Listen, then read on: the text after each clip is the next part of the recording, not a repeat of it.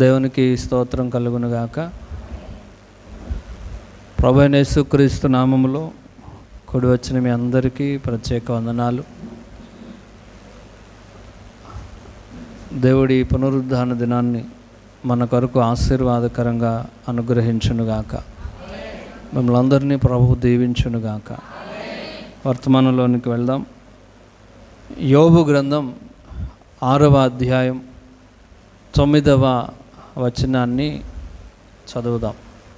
దేవుడు తన ఇష్టానుసారముగా నన్ను నలుపునుగాక, చేయి జాడించి ఆయన నన్ను నిర్మూలము చేయునుగాక. హల్లెలూయా. ఈ వాక్యమును మనం ధ్యానం చేసే ముందుగా యోబు గారి గురించి కొన్ని మాటలు, మీ అందరికీ తెలిసినటువంటి మాటలే కొన్ని మాటలు మీకు చెప్తాను.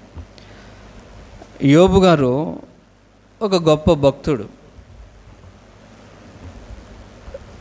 పరిశుద్ధ గ్రంథంలో చాలామంది భక్తుల గురించి వ్రాయబడింది.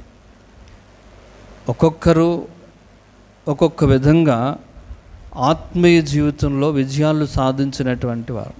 ఒక్కొక్కరు, అందరూ ఒకే విధంగా ఉండరు. ఆత్మీయ జీవితంలో ఒక్కొక్కరు ఒక్కొక్క గొప్ప ప్రత్యేకతలు కలిగినటువంటి వ్యక్తులుగా మనకి కనిపిస్తారు. ఈరోజు మీకు యోబు గారి గురించి కొన్ని మాటలు మీకు తెలియజేస్తాను.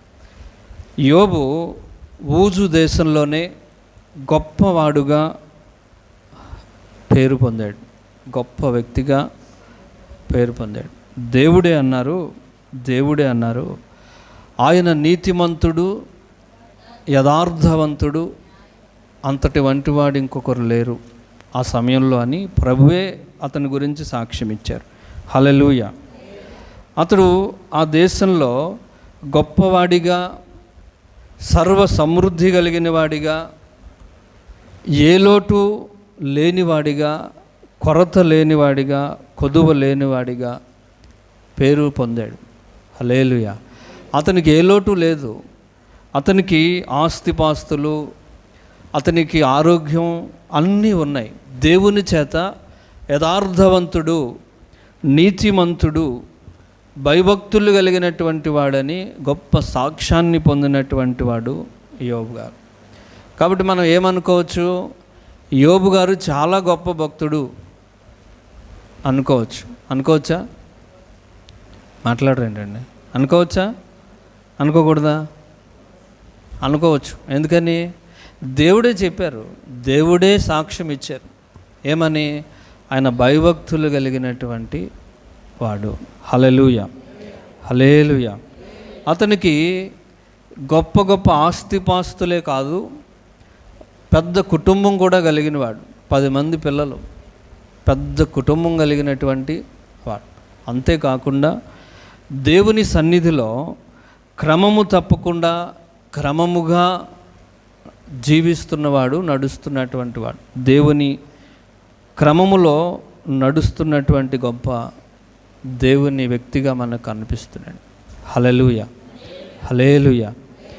కొంతమందికి ఆస్తిపాస్తులు పెరిగితే దేవునికి దూరం అయిపోతారు. ఆశీర్వదించే వరకు దేవునితోనే ఉంటారు. దేవుడు ఆశీర్వదించిన తర్వాత ఇక దేవుడికి రారు. వస్తారు, లేటుగా రావటం, కుదిరితే రావటం, వీలుంటే రావటం, అట్లాగ అయిపోతారు. పని లేకపోతే దేవుని సన్నిధికి రావటం. బాగోలేనప్పుడు చాలా నిష్ఠగా ఉండేటువంటి వ్యక్తులు అన్నీ బాగున్నప్పుడు కొంచెం కొంచెం దేవునికి దూరం అయిపోతారు. యోబు అలా కాదు. అతను మొదటి నుంచి చివరి వరకు ఒకే విధంగా దేవునిలో క్రమము తప్పకుండా పెరుగుతున్నటువంటి వాడు. తన పిల్లలను కూడా ఆ విధంగా నడిపిస్తున్నటువంటి వాడు. అలాంటి భక్తునికి పరిశోధనకు గురయ్యాడు. అలాంటి భక్తుడు ఏం జరిగిందంటే పరిశోధనకి గురయ్యాడు. దేవుడు అతన్ని పరిశోధించారు. దేవుడు ఆయన నమ్మినటువంటి ప్రతి వ్యక్తిని పరిశోధిస్తారు. పరిశోధన అంటే ఒకసారి అందరూ హల్లెలూయా చెప్పండి గట్టిగా. పరిశోధన అంటే పరీక్షలు పెడతారు. పరీక్ష. సాతాను శోధిస్తాడు, దేవుడు పరిశోధిస్తారు. పరిశోధనకి శోధనకి తేడా ఉంది. పరిశోధన వేరు, శోధన వేరు. శోధన అంటే ఏంటి, పరిశోధన అంటే ఏంటి? పరిశోధన వలన ఫలితం ఉంటుంది. దేవుడు పరిశోధిస్తారు, తర్వాత దీవెన ఇస్తారు. ఇప్పుడు మీకు టెస్ట్ పెడతారు, టెస్ట్ తర్వాత మీరు పాస్ అవుతారు. పాస్ అయితే ఏమొస్తుంది? ప్రమోషన్ వస్తుంది, నెక్స్ట్ లెవెల్కి వెళ్తారు. అంతేనా? శోధించబడితే ఏమొస్తుంది? ఏమి రాదు. సాతాను శోధిస్తాడు, సాతాను శోధిస్తాడు. శోధన వేరు, పరిశోధన వేరు. దేవుడు ఎప్పుడు శోధించరు, దేవుడు పరిశోధిస్తారు. దేవుడు ప్రతి వ్యక్తిని పరిశోధిస్తారు. ఎందుకు పరిశోధిస్తారు? పరిశోధించకపోతే, పరీక్ష పెట్టకపోతే ఎట్లా పాస్ అవుతాం మనం? మాకు ఏ టెస్టులు లేవండి అంటే ఆడు ఎల్కేజీలో ఉండిపోయాడని అర్థం. వెనకటికి ఒక ఆయన అన్నంట, మా అబ్బాయి చాలా బాగా చదువుతాడండి, మా అబ్బాయి నెంబర్ 1, బాగా చదువుతాడు. ఈ పరీక్షలు వచ్చి వాడు చదువు అంత పాడు చేసేస్తున్నాయి, పరీక్షలు కానీ లేకపోతే మా వాడంత బాగా ఎవరు చదవరు అనేవాడట. పరీక్షలు పెడితే కదా ఆడు ఎలా చదువుతున్నాడో తెలిసేది. అంతేనా? పరీక్షలే లేకపోతే అందరూ బాగా చదివామంటారు. అంతేనా? బాగా చదివారో లేదో ఎలా తెలుస్తుంది? పరీక్షలను బట్టి తెలుస్తుంది. హల్లెలూయా. ఇది కూడా అంతే. ఒక వ్యక్తికి దేవుడు దీవెనలు ఇవ్వాలి, ఆశీర్వాదాలు ఇవ్వాలి. ఎట్లా ఇస్తారు? పరిశోధిస్తారు. పరిశోధించి వాళ్ళకి దీవెనలను దేవుడు అనుగ్రహిస్తారు. పరిస్థితులను బట్టి ప్రభువు స్వస్థతలు ఇస్తారు, ఆరోగ్యాలు ఇస్తారు. అన్ని జనులను కూడా ప్రభు స్వస్థపరుస్తారు. వాటికి ఏమి టెస్టులు ఉండవు, వాటికి టెస్టులు ఉండవు. హల్లెలూయా. దేవుని విధానంలో, దేవుని సన్నిధిలో నమ్మకంగా బ్రతుకుతున్నటువంటి వ్యక్తులకి ఈ ఆత్మీయ జీవితంలో, ఈ ఆత్మీయ యాత్రలో దేవుడు ప్రతి ఒక్కరిని పరిశోధిస్తారు. పరిశోధించిన తర్వాత వారికి రెండంతల దీవెన కలుగుతుంది. హల్లెలూయా. యోబు గారికి ఏం కలిగింది? ఆఖరిలో రెండంతల దీవెన కలిగింది. తెలుసు కదా మీకు, ఆ వాక్యాలన్నీ చదివించే అవసరం లేదుగా. యోబు గారికి చివరిలో ఏం కలిగింది చెప్పాలి అందరూ? రెండంతల ఆశీర్వాదం, రెండంతల దీవెన కలిగింది. రెండంతల దీవెన కలగాలంటే ఏం చేయాలి? పరిశోధించబడాలి. కనుక యోబు గారు ఎంతో మంచి జీవితాన్ని, యథార్థమైనటువంటి జీవితాన్ని జీవిస్తున్నప్పుడు అతనికి పరిశోధనలు ఎదుర్కోవలసి వచ్చింది. ఆయన ఎటువంటి పరిశోధనలు ఎదుర్కొన్నాడంటే 4 విషయాలు చెప్తాను. అతను దేవుని చేత పరిశోధించబడ్డాడు. దేవుని చేత పరిశోధించబడి, సాతాను చేత శోధించబడి, మూడవది భార్య చేత బాధించబడి, నాలుగవది స్నేహితుల యొక్క మాటల చేత ఇబ్బంది పరచబడి, దేవుని వైపే చూస్తూ రెండంతల దీవెనను పొందాడు. హల్లెలూయా. ఎన్ని బడులు ఉన్నాయి చూడండి. ఎన్ని బడులు ఉన్నాయి?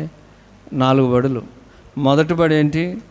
దేవుని చేత పరిశోధించబడి, సాతాను చేత శోధించబడి, భార్య చేత బాధించబడి, స్నేహితుల మాటల చేత ఇబ్బంది పరచబడి, అయినా సరే దేవుని వైపే చూస్తూ లోకం వైపు తిరగకుండా ఎన్ని బడుల్లోంచి ప్రయాణం చేసినా దేవుని వైపే చూస్తూ రెండంతల దీవెనను పొందాడు. హల్లెలూయా. హల్లెలూయా. హల్లెలూయా. ఎన్ని బడులు ఉన్నాయో చూడండి. ఈ బడులన్నీ చదవాలి. మనం ఒక్క బడి దాటేసరికి అయిపోద్ది మన పని, కంగారు పడిపోతాం. ఒక బడికే చెప్పాలి. మీరు చెబుతూ ఉంటే మీకు అర్థమవుద్ది. హల్లెలూయా. మనం ఒక బడికే కంగారు పడిపోతాం. అంతేనా? యోబు గారు ఈ బడుల్లో, ఈ ఇబ్బందుల్లో, ఈ బడులు దాటుకుంటా, ఒక బడి చదువుకుంటా పాస్ అయ్యి, రెండవ బడిలో పాస్ అయ్యి, మూడవ బడిలో పాస్ అయ్యి, ఈ బడులన్నీ దాటుకుంటూ వెళ్ళి రెండంతల దీవెనను పొందుకున్నాడు. హల్లెలూయా, హల్లెలూయా. ఈ బడుల్లో చేరకపోతే రెండంతల దీవెన ఎలా వస్తుంది? అదవుతుందా మీకు? పరీక్షలను ఎదుర్కోకపోతే ఆశీర్వాదాలు ఎక్కడి నుంచి వస్తాయి? గొప్ప దీవెనలు మీకు కావాలంటే పరీక్షలను ఎదుర్కోవాలి. గొప్ప దీవెనలు పొందుకోవాలంటే ఈ ఆత్మీయ జీవితంలో పరిశోధనలను ఎదుర్కోవాలి. హల్లెలూయా. ఈ బడుల్లో మనం నిలబడాలి, ఈ బడుల్లో చదవాలి, ఈ బడుల్లో నిలవాలి, నిలిచి గెలవాలి. హల్లెలూయా. ఈ పరీక్షల్లో నిలబడాలి, తర్వాత గెలవాలి, పాస్ అవ్వాలి. అప్పుడు దేవుడు మనల్ని ఫలభరితముగా మార్చేస్తారు. హల్లెలూయా. ఫలభరితంగా మారిపోవాలి. యోబు రెండంతల దీవెనను పొంది ఫలభరితంగా మారిపోయారు. హల్లెలూయా. కానీ బడులు చదివేటప్పుడు ఎట్లా ఉంది? చాలా ఇబ్బందికరంగా ఉంది, చాలా అవమానకరంగా. అందరూ బాధ పెట్టారు, భార్య బాధ పెట్టింది, స్నేహితులు బాధ పెట్టారు, అందరూ బాధ పెట్టారు. శోధనలు, పరిశోధనలు బాధలకు గురి చేస్తాయి, కన్నీటికి గురి చేస్తాయి. అంతంలో ఏమవుతుంది? ఆఖరణ ఏమవుతుంది? రెండంతల దీవెన, రెండంతల దీవెన. ఈ బడులన్నీ మనం దాటుకొని ప్రభువు మెచ్చిన, ప్రభువుకు నచ్చిన స్థాయికి మనందరం చేరాలి. హల్లెలూయా. ఆత్మీయ జీవితంలో ఇది మనం రెండు రకాల ప్రయాణాలు చేస్తాం. ఒకటి సాధారణమైన శారీరక ప్రయాణంలో, ఆత్మీయ జీవితం, ఆత్మీయ యాత్ర. ఈ ఆత్మీయ యాత్రలో ఈ బడులన్నిటినీ మనం దాటుకుంటూ ప్రభువుకి నచ్చినటువంటి, ప్రభువు మెచ్చేటువంటి స్థాయిలో మనందరము నిలుచుదుముగాక. ఆమేన్. ఈ స్థాయి చాలా గొప్పది. ఇది సామాన్యమైనటువంటి స్థితి కాదు. యోబు అందుకే గొప్పవాడయ్యారు. దేవుడే సాక్ష్యం ఇస్తున్నారు, యోబు గొప్పవాడు తెలుసా. సాతాను గడితో ప్రభు అంటారు, అది సాతాను, లోకంలో యోబు ఉన్నాడు చూసావా, యోబు అతను చాలా గొప్పవాడు అని సాక్ష్యం ఇస్తున్నారు, ప్రభువే సాక్ష్యం ఇస్తున్నారు. ఇది ఒక గొప్ప స్థాయి. ఇది సామాన్యమైనటువంటి స్థాయి కాదు. ఈ స్థాయి ఎలా వస్తుంది? పరీక్షలను ఎదుర్కొంటేనే వస్తుంది. పరీక్షలను ఎదుర్కోవాలి. ఈ బడులు దాటాలి, ఈ బడులు దాటాలి. హల్లెలూయా, హల్లెలూయా. కనుక ఇప్పుడు మీకు ఈ 4 బడుల గురించి చెప్తాను. 12:10 అవుతుంది, ఒక 20-30 నిమిషాల్లో ముగిస్తాను. హల్లెలూయా. మొదటి బడి, దేవుని చేత పరిశోధించబడి. దేవుడు ఆత్మీయ యాత్రలో నిజముగా ప్రయాణం చేసే ప్రతి ఒక్కరిని పరిశోధిస్తారు. ఆదికాండం 22వ అధ్యాయం మొదటి వాక్యంలో, ఆదికాండం 22వ అధ్యాయం మొదటి వాక్యంలో,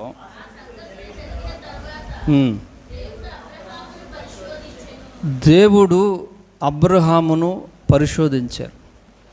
భక్తులందరూ పరిశోధనల గుండా వెళ్ళారు. అబ్రహామును దేవుడు పరిశోధించారు అని మనం అక్కడ చదువుతాం. దేవుడు పరిశోధిస్తారు. పరిశోధించిన తరువాత రెండంతల దీవెనను ప్రభు అనుగ్రహిస్తారు. ఏదో ఒక సమయంలో విశ్వాసులందరూ పరిశోధించబడతారు. అసలు ఎందుకు పరిశోధించబడాలి అంటే, మన విశ్వాసాన్ని మెరుగుపరచడానికి ఆయన పరిశోధిస్తారు. హల్లెలూయా. ఎందుకు ఆయన పరిశోధిస్తారు? విశ్వాసాన్ని మెరుగుపరచడానికి ఆయన పరిశోధిస్తారు. మన జీవితం మరింత కాంతివంతంగా మార్చబడడానికి ఆయన పరిశోధిస్తారు. హల్లెలూయా. పరిశోధనలు ఎందుకు?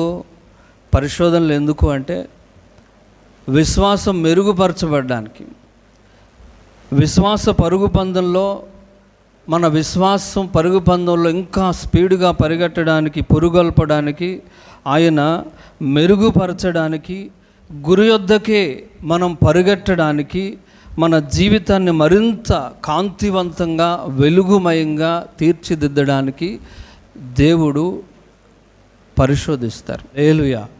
1 పేతురు పత్రిక 1వ అధ్యాయం 6వ వాక్యంలో పేతురు గారు ఈ విధంగా రాస్తూ,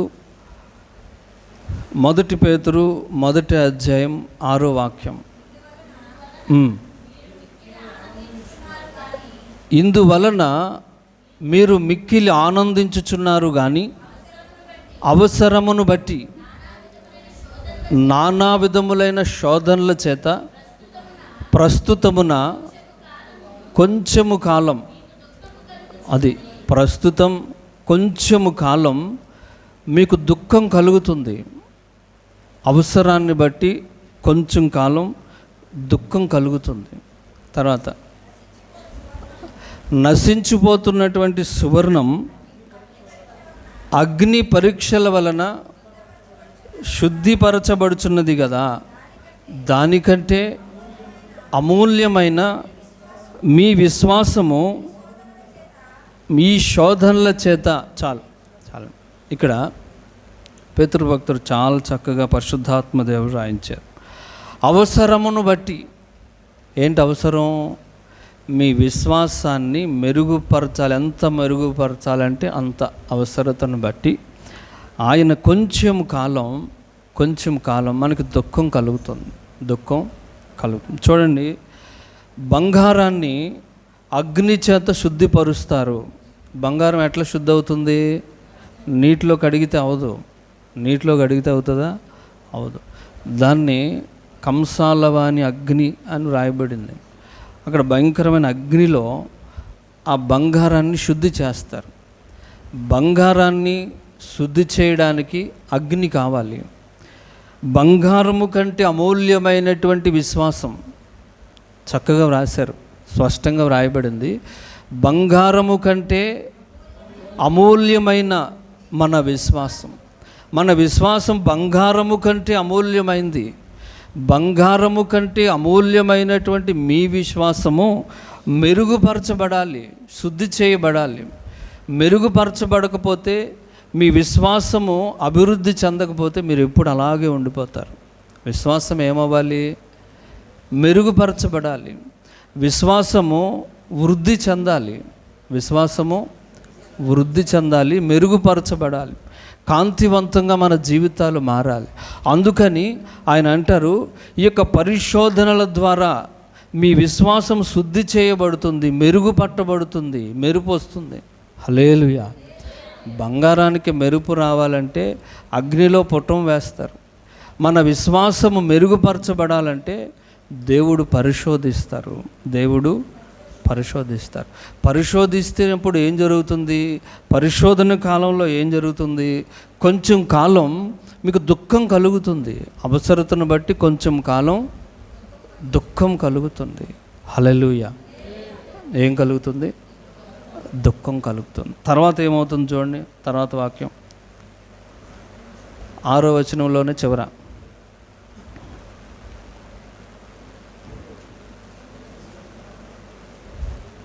ఏం జరుగుతుంది? ఆయన ప్రత్యక్షమైనప్పుడు దేవుని ఎదుట మెప్పును, మహిమయు, ఘనతయు కలుగుటకు ఇది కారణమవుతుంది. హల్లెలూయా. ఈ పరిశోధనలు వల్ల ఉపయోగం ఏంటి అనేది మీకు చెప్తున్నాను. ఈ పరిశోధనల వల్ల ఉపయోగం ఏంటంటే, దేవుని ఎదుట మనకి మెప్పు, మహిమయు, ఘనతయు కలగటానికి ఇది కారణమవుతుంది. హల్లెలూయా. దేవుడు ఎందుకు పరిశోధిస్తారు చెప్పాలి. దేవుడు ఎందుకు పరిశోధిస్తారంటే, మన విశ్వాసాన్ని మెరుగుపరచడానికి, బంగారము కంటే విలువైనటువంటి మన విశ్వాసాన్ని మెరుగుపరిచి మనము విశ్వాస జీవితంలో మరింత వేగంగా గురి వద్దకు పరిగెట్టడానికి అలసిపోకుండా వెనుతిరగకుండా ఒక గొప్ప యోధుని వలె మనం ముందుకు వెళ్ళడానికి, ఆయన మన విశ్వాసాన్ని మెరుగుపరచడానికి పరిశోధిస్తారు. ఈ పరిశోధనలు దేవుని ఎదుట మనకి గొప్ప మెప్పును, మహిమను, ఘనతను కలగడానికి కారణం అవుతున్నాయి. హల్లెలూయా. కనుక ఈ పరిశోధనలో మనల్ని గొప్ప వ్యక్తులుగా మారుస్తాయి. ఈ బడులన్నీ వెళ్ళాడు కనుక యోబు గారు ఎందుకు గొప్పవాళ్ళు అయ్యారు? యోబు ఎందుకు గొప్పవాడయ్యాడు? ఈ బడులన్నీ పాస్ అయ్యాడు, నిలిచాడు, గెలిచాడు, దేవుని వైపే చూశాడు. మనకు చిన్నప్పుడు కాకి కథ తెలుసు. కాకి కుండ తెలుసా? కుండలో సగం నీళ్ళు ఉన్నాయి, కాకికి ఏమో అందట్లేదు. అప్పుడు ఏం చేస్తుంది అంటే, ఈ మధ్య స్ట్రా వేసుకు తాగొద్దండి అని చెప్తున్నారు. కథలు మారిపోయినాయి. ఇప్పుడు అందరూ అప్డేట్ అయిపోయారు, కాకులు కూడా అప్డేట్ అయినాయి. ఏం చేస్తున్నాయి? స్ట్రా వేసుకుని తాగేస్తుందండి అని చెప్తున్నారు. ఆ కథలో, పాత కథలో ఏముంటుందంటే, కాకి రాళ్ళు తెచ్చి, ఒక్కొక్క రాయి తెచ్చి ఇందులో వేస్తుండగా నీళ్ళన్నీ పైకి వస్తే శుభ్రంగా తాగి వెళ్ళిపోయింది. హల్లెలూయా. కడవలో నీళ్లు పైకి రావడానికి రాళ్ళు వేస్తే ఆ కుండ ఏమైంది? నిండు కుండగా మారింది. ఇప్పుడు నీళ్ళు ఎట్లా ఉన్నాయి? నిండుగా ఉన్నాయి. అంతకుముందు సగమే ఉన్నాయి. హల్లెలూయా. దేవుడు కూడా మన మీదకి పరిశోధనలు పంపించి మనల్ని నిండు కుండగా మార్చేస్తారు. హల్లెలూయా. మన మీదకి వచ్చే పరిశోధనల ద్వారా మనం ఎట్లా మారిపోతామంటే, నిండు కుండలుగా, నిండు దీవెనలు కలిగిన వాళ్ళుగా, రెండంతల దీవెనలు కలిగిన వాళ్ళుగా, గొప్ప వ్యక్తులుగా మార్చేస్తారు. హల్లెలూయా. అందుకనే మనం పరిశోధనలకి నిలవాలి. అందుకని మీకు మొన్నవారమే చెప్పిన మాట, దేవుని పరిశోధనలకు మనం నిలుద్దాం, గెలుద్దాం, తర్వాత ఫలిద్దాం, జ్వలిద్దాం, దేవుని కొరకు ఫలభరితమైనటువంటి వ్యక్తులుగా నిలుద్దాం. ఇదొక నినాదం. హల్లెలూయా. మళ్ళీ చూద్దామా?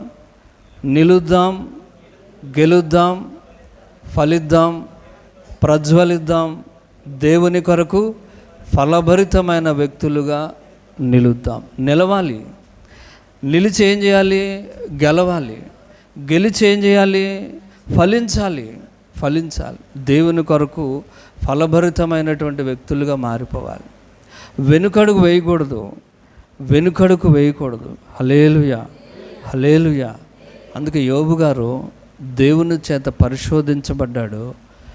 అంతములో రెండంతలుగా ఆశీర్వాదాలు పొందుకున్నాడు. హల్లెలూయా. రెండవది, సాతాను చేత శోధించబడటం. దీని గురించి పెద్దగా మీకు చెప్పవసరం. రెండవ బడి ఏంటి? సాతాను చేత శోధించబడడం. యోబు గారికి భయంకరమైనటువంటి రోగం వచ్చింది. రోగము చేత మొత్తబడ్డాడు. బైబిల్లో ఉంటుంది, 17 లక్షణాలు కలిగినటువంటి భయంకరమైన రోగం అది. అతనికి జ్వరం వచ్చింది, ఒళ్ళు వేడెక్కింది, జుట్టు రాలిపోయింది, గోళ్ళు ఊడిపోయాయి, శరీరం కుళ్ళిపోయింది, కళ్ళు క్షీణించిపోయాయి. ఇట్లా అన్నీ మీరు చదివితే 17 లక్షణాలు కలిగినటువంటి భయంకరమైన ఒక రోగము చేత ఆయన మొత్తబడ్డాడు. భయంకరమైనటువంటి శోధన. ఆ యోబు అంటే అర్థమే దేవుని తట్టు తిరుగువాడు అని అర్థం. యోబు అనేటువంటి పేరుకి అర్థం ఏంటంటే దేవుని తట్టు తిరుగువాడు అని అర్థం. హల్లెలూయా. అతను ఎలాంటి పరిస్థితి అయినా, ఎంత శోధించినా అతను దేవుని వైపే చూశాడు. అతను పేరుకు తగినటువంటి వ్యక్తి. హల్లెలూయా. అందుకని అంటారు, పేరుకు తగ్గ తీరు కలిగిన వాడు అంటారు యోబుని. యోబుకున్న పేరు ఏంటంటే పేరుకు తగ్గ తీరు కలిగిన వాడు. హల్లెలూయా. కొంతమందికి మంచి పేరు ఉంటుంది కానీ మంచి బ్రతుకు ఉండదు. అందుకని మనకి చాలా జోకులు ఉంటాయి దీని మీద. అతని పేరు మార్కు, అతను బ్రతుకు రెమార్కు. పేరేమో మార్కు, బ్రతుకులో అంతా రెమార్కే. ఇట్లా ఉంటాయి. కానీ అతను పేరుకు తగ్గ జీవితం కలిగిన వాడు. పేరు బాగోకపోయినా పర్లేదు, బ్రతుకు బాగుండాలి. హల్లెలూయా. అతను ఎంత భయంకరమైనటువంటి అనారోగ్యం చేత క్షీణించబడినా అతను దేవునిని చూడడం, దేవుని వైపు తిరగటం మానలేదు. ఈరోజు మనకి కొంచెం నీరసం ఉంటే మనం మందిరం మానేస్తాం. హల్లెలూయా. అతని పరిస్థితి ఎంత దారుణం అంటే శరీరం కృంగిపోయింది, కుషించిపోయింది. శరీరం కుళ్ళినా, మనం పాడాము ఇప్పుడు, ఆత్మీయులందరూ వెలివేసిన, అంతము వరకు సహించిన యోబు వలె అంతం వరకు సహించాడు. హల్లెలూయా. ఇది సాతాను యొక్క శోధనలు. ఈ శోధనలకు నిలబడాలి. హల్లెలూయా. అతనికి ఎక్కువ స్టామినా ఉంది కనుక అంత పెద్ద శోధన వచ్చింది. వాక్యం చెప్తుంది, మీరు సహించగలిగినంత కంటే ఎక్కువ శోధన మీ మీదకి రాదు. మనం భరించగలిగినంతే వస్తుంది. హల్లెలూయా. భరించలేనంత రాదు.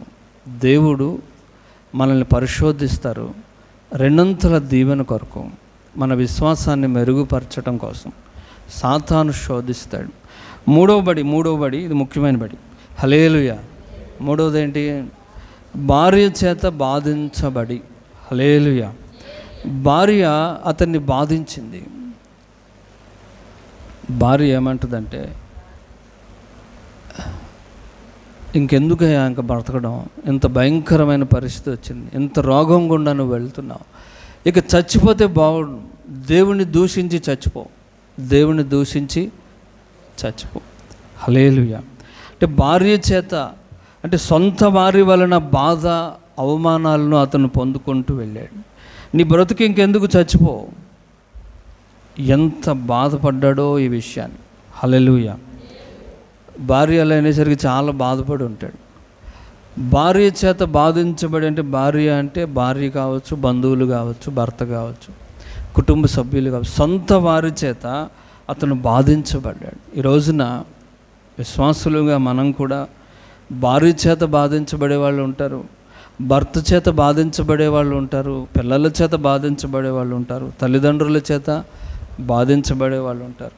అనేక మంది సొంత వారి చేత బాధించబడుతూ ఉన్నారు.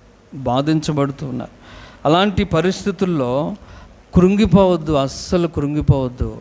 ఆయన పాదాలే మనకి శరణ్యమని ఈ వాక్యం చెప్తుంది. హల్లెలూయా. సాతాను ఏమంటాడు, నీకు ఎందుకండి మీ బతుకు, చచ్చిపోండి మీరు అంటాడు. ఇక ఇన్ని బాధలు పడలేము, ఈ బాధలను మేము అనుభవించలేము, చస్తే బాగుండు అనిపించిందా మీకు ఎప్పుడన్నా? అంటే మీలో సాతాను ప్రవేశించాడు అని దాని అర్థం. హల్లెలూయా. సాతాను ప్రవేశిస్తే ఏం జరుగుతుంది? చచ్చిపోవాలనిపిస్తుంది. హల్లెలూయా. బైబిల్లో కొంతమంది ఆత్మహత్యలు చేసుకున్న వాళ్ళు కూడా ఉన్నారా?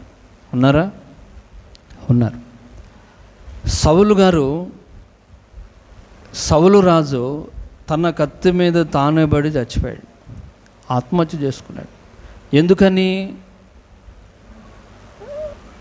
ఇప్పుడు అవన్నీ చదివిస్తే మనకు లేట్ అవుతుంది, మీకు తెలుసుగా ఎందుకని. అతనిలో ఎవరున్నారు? దురాత్మ ప్రవేశించింది. అంతకు ముందే దురాత్మ ప్రవేశించింది కనుక సౌలు ఆత్మహత్య చేసుకున్నాడు. అక్కడెక్కడికి వెళ్ళి సోది చెప్పించుకున్నాడు, తర్వాత ఆత్మహత్య చేసుకున్నాడు. కారణం ఏంటి? దురాత్మ ప్రవేశించింది. హల్లెలూయా. ఇస్కరియోతు యోధా కూడా ఉరేసుకుని చచ్చిపోయాడు. ఉరేసుకుని ఆత్మహత్య చేసుకుని చచ్చిపోయాడు. ఎందుకని? అతనిలో దురాత్మ ప్రవేశించెను అని వ్రాయబడింది. ఎవరు ఆత్మహత్యలు చేసుకుంటారంటే సాతాను చేత ప్రేరేపించబడిన వారై, సాతాను వాళ్ళలో ప్రవేశిస్తే ఇటువంటి ఆలోచనలు జరుగుతాయి. మీకు ఆలోచన వచ్చింది అనగానే సాతాను ప్రవేశిస్తున్నాడని గుర్తుపట్టాలి. హల్లెలూయా. అప్పుడు ఏం చేయాలి? అని వదిలించుకోవాలి. యేసు రక్తమే చేయమని చెప్పుకుని ప్రార్థన చేసుకుని వాడికి దూరంగా రావాలి. హల్లెలూయా. సాతాను ఎప్పుడు కూడా మనుషుల్ని చంపాలి, మనుషుల్ని మరణానికి నడిపించాలి అని చూస్తాడు. అందుకని దేవుని వాక్యం చెప్తుంది, మీ సొంత వాళ్ళు బాధిస్తున్నా, భార్య బాధించినా, భర్త బాధించినా, బంధువులు బాధించినా మీరు కృంగిపోవద్దు.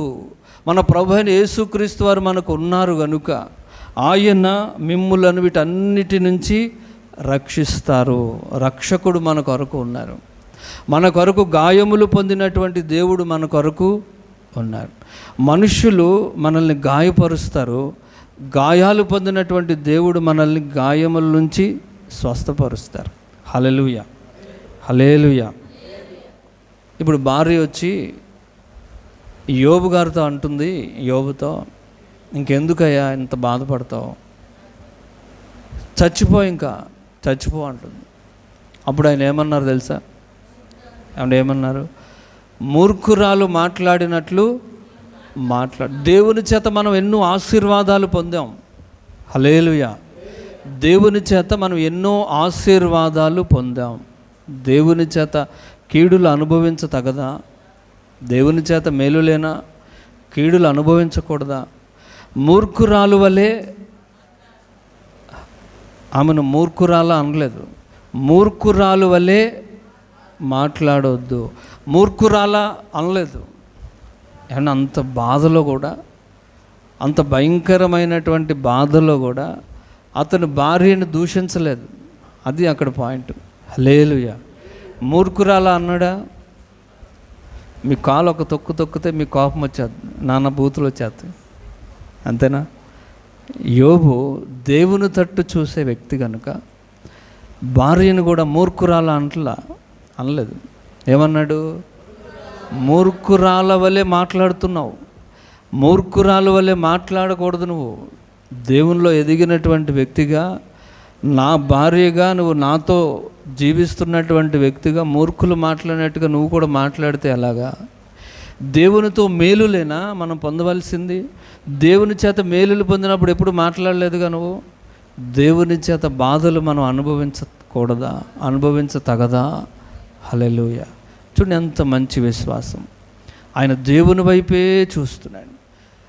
బంధువులు బాధ పెట్టినా, ఎవరు బాధ పెట్టినా, ఎవరు ఎన్నన్నా ఆయన దేవుని వైపు చూడడం మానలేదు. హల్లెలూయా, హల్లెలూయా. నేనేమైనా ప్రభువా నిన్నే స్తుతిస్తాను, నాకేమున్నా ప్రభువా నీకే అర్పిస్తాను. నేనేమైనా ప్రభువా నిన్నే స్తుతిస్తాను, నాకేమున్నా ప్రభువా నీకే అర్పిస్తాను. సర్వము పోయినా, శరీరం కుళ్ళినా, నువ్వారే వెలివేసినా. చివరిది, స్నేహితుల మాటల చేత బాధించబడి, ఇది ఆఖరి బడి. హల్లెలూయా. ఎన్నో బడిది? ఆఖరి బడి. ఇది చాలా ప్రమాదమైన బడి. అన్ని బడుల కంటే ప్రమాదమైన బడిదే. సామెతల గ్రంథంలో ఉంటుంది, కత్తిపోటు వంటి మాటలు కలవు. మాటలు ఎలా ఉంటాయి? కత్తిపోట్లులాగా ఉంటాయి. కత్తి అవసరంలా, కత్తిపోటు వంటి మాటలు కలవు. తెలుసుగా మీకు ఇవన్నీ? ఉదాహరణలు ఏమన్నా చెప్పాలి? హల్లెలూయా. కత్తిపోటు మాటలు ఉంటాయని తెలుసా? తెలిసిన వాళ్ళందరూ హల్లెలూయా చెప్పండి. కత్తిపోటు వంటి మాటలు. స్నేహితులు యోబు చేత అనేక సాయాలు పొందారు. ఇప్పుడు ధనం ఉంటే అందరూ స్నేహితులే కదా. ధనం ఉంటే అందరూ స్నేహితులే. ఏమీ లేకపోతే ఎవడు రాడు దగ్గరికి. బెల్లం ఉంటేనే, ఏమీ లేకపోతే ఏమీ రావు కదా. వస్తాయా? హల్లెలూయా. యోబు గారికి అనేకమైన స్నేహితులు, ఎందుకంటే ఊజు దేశంలోనే గొప్పవాడయ్యారు. స్నేహితులు ఆయన చేత సహాయాలు పొందుకొని ఇప్పుడు ఆయన్ని గాయాలు చేస్తున్నారు. సాయాలు పొందిన వారే ఇప్పుడు గాయాలు చేస్తున్నారు. యోబు ఆ బాధలన్నిటిని భరిస్తున్నాడు. స్నేహితులు అతన్ని తోలనాడుతున్నారు, తుంచినాడుతున్నారు, అవమానపరుస్తున్నారు. ఎన్నో సాయాలు పొందిన వారే ఆయన గాయపరుస్తూ ఉంటే అది అతను తట్టుకోలేకపోయాడు. ఆ యొక్క బాధలను తట్టుకోలేక తన్ను తాను శపించుకునేటువంటి పరిస్థితికి వెళ్ళాడు యోబు గారు. హల్లెలూయా, హల్లెలూయా. అందుకనే దేవుని వాక్యం చెబుతుంది, స్నేహితులు, లోక స్నేహితులు మీ సాయాన్ని తీసుకొని మీకు గాయాలు చేస్తారు. అయితే మన నిజమైన స్నేహితుడు యేసు ప్రభువారు. ఆయన గాయాలు పొంది మనకు సాయాలు చేస్తారు. హల్లెలూయా. ఈ మాట మీకు అంతకుముందు కూడా చెప్పాను. ప్రభు అయిన యేసుక్రీస్తు వారు మనల్ని నుంచి ఏమీ కోరుకోవట్లా, మనల్ని ప్రేమించి ప్రాణం పెట్టిన మంచి స్నేహితుడు, నిజమైనటువంటి స్నేహితుడు. నీ వల్ల ఏం ప్రయోజనం దేవునికి? ఏమండి, మన వల్ల ఏమన్నా ప్రయోజనం ఉందంటారా దేవునికి? మీ వల్ల ఏమన్నా ప్రయోజనమా దేవునికి? మీరు వచ్చి దేవుని సన్నిధిలోకి వస్తే ఆయనకి ఏమన్నా ఉపయోగమా? మన వల్ల ఏ ప్రయోజనం లేకపోయినా మన కొరకు సిలువలో గాయపరచబడి గాయాలు పొంది మనకు నిజమైన స్నేహితుడిగా సహాయం చేస్తున్నటువంటి ప్రభు మన ప్రభు అయిన యేసుక్రీస్తు వారు. హల్లెలూయా. యోబు గారు వాపోతున్నాడు, నా చేత సహాయాలు పొందుకొని ఈరోజు నన్ను గాయపరుస్తున్నారు అని బాధపడుతున్నారు. దేవుని వాక్యం చెప్తున్న నిజమైన స్నేహితుడు. మనకి పాట కూడా ఉంది, ఉన్నారా ఎవరైనా ఇలాంటి స్నేహితుడు, మంచి స్నేహితుడు, ప్రాణం పెట్టిన స్నేహితుడు. ధనం ఉంటే ఉంటారు స్నేహితులు, ఏమీ లేకపోయినా మనల్ని ప్రేమించినటువంటి మన నిజమైన స్నేహితుడు ఆయనే. హల్లెలూయా. మన స్నేహితుడు ఎవరు అంటే యేసు ప్రభు పేరు చెప్పాలి, ఆయనతో మనం స్నేహం చేయాలి, మన కొరకు గాయపరచబడినటువంటి దేవుడు. యోబు గారు ఆ స్నేహితులు అనే మాటలన్నీ భరించాడు. నువ్వే పాపం చేసుంటావు, నువ్వేదో చేసుంటావు, లేకపోతే నీకు ఎందుకు వస్తాయి, రోగం ఎక్కడన్నా వస్తుందా, నీతిమంతులకి రోగాలు వస్తాయా, ప్రార్థన చేసుకునేవాడికి ఇట్లాంటివి జరుగుతాయా అని యోబుని వాళ్ళు అవమానపరిచారు. కత్తిపోటు మాటలన్నీ వాడారు. యోబు వాటన్నిటినీ సహించాడు, గాయపరచబడ్డాడు, బాధపడుతున్నాడు. నేను ఎవరికైతే సాయం చేశానో వారే నన్ను గాయపరుస్తున్నాడు ప్రభువా అని ప్రార్థన చేసుకుంటున్నాడు. హల్లెలూయా, హల్లెలూయా, హల్లెలూయా, హల్లెలూయా.